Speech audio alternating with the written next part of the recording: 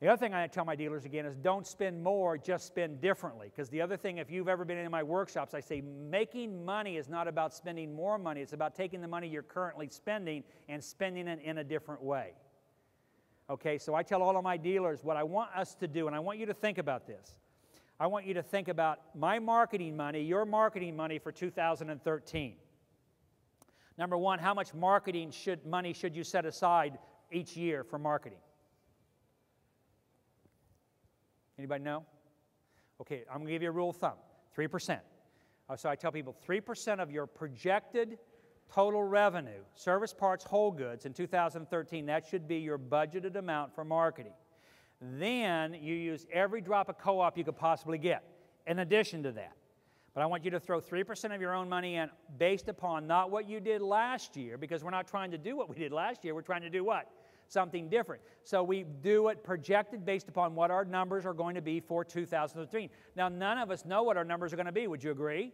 And so that's why we call it budgeting. So if I'm going along the year and my budget numbers aren't matching my projection, my real numbers aren't matching my projection, then what do I start doing to my marketing? I start pulling it back a little bit. So I don't spend it even if I haven't made it. I spend it assuming I'm going to make it, but if I'm halfway into the year and I see things, we got a 90-day drought and nothing is growing, might as well pull our marketing money back, because it doesn't make any difference how much you discount a tractor, how much you discount a lawnmower. If the grass ain't growing, guess what? People ain't buying it. Would you agree? I don't care how deep you discount it, it just isn't going to sell. So let's don't waste our money then. Let's pull it back, get smart, and do it. So what I tell people, what I want you to do is I want you to consider taking 25% of your marketing budget for 2013 and investing that 25% in the most important thing you can invest in, which is your business. Either the outside or the inside. Start with the outside.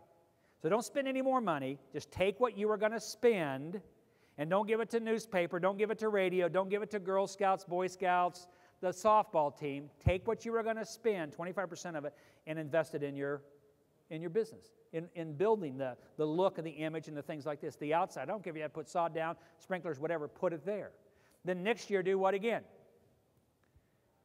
25%. And the next year, 25%. So in 4 years, if you were going to do $1 million of projected sales, service, parts, and whole goods, you would have $30,000 you would set aside for marketing outside of co-op. Of that $30,000, I'm going to set 25% of that aside, which is going to be roughly, what, about $7,500, somewhere right in there? So that's what I'm going to spend this year on what? On my what? My store. And next year, whatever my projections are, I'm going to take 25% of that, 3%, and I'm going to reinvest it again. So let's say if you're doing $1 million a year, over a period of 4 years, you will have had invested in your property $30,000 if you just are at the same rate every year. How many people in here, if you spent $30,000 on your store, could make it look better? And that's all I'm saying. So again, it's not more money. It's not new money. It's just taking what you're doing now. And I'm here to say, I think you will find bigger payoffs taking 25% of your marketing money and reinvesting it back into your dealership in a smart way than you will do anything else in any other type of marketing. I truly believe in my heart and soul that will have you more impact than anything else that you can do.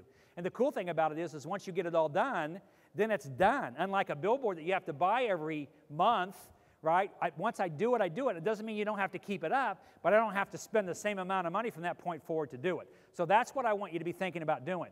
Now I'm going to have Emily Swart come up, and because when you leave here, I want you to go out, and I'm going to be out here today and tomorrow, and if you've got questions or ideas about things you'd like to do, but I'm going to have Emily talk just briefly about, let me find this here, Emily, talk about what that Cub has and how you can maybe leverage that in what you're trying to do out there. Make sure that mic's on.